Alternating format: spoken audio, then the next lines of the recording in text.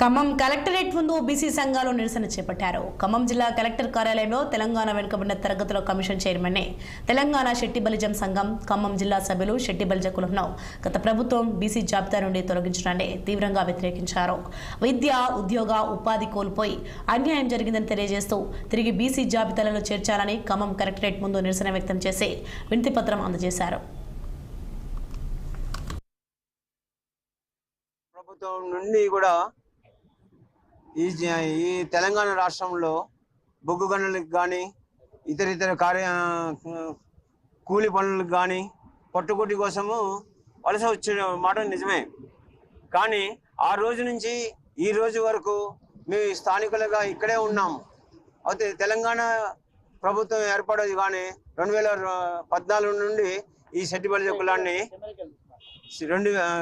2014 నుండి శెట్టి బలిజ కులాన్ని తొలగించడం జరిగింది. ఈ తొలగించిన తర్వాత నుంచి మా కులం సంబంధించిన పిల్లలకి ఎటువంటి రిజర్వేషన్లు లేవు.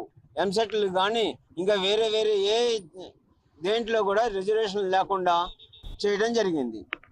అలాగే ఉద్యోగాలకు వెళ్తుంటే ఉద్యోగాల్లో కూడా గతంలో వచ్చిన రిజర్వేషన్లు కూడా రాకుండా అయిపోయింది.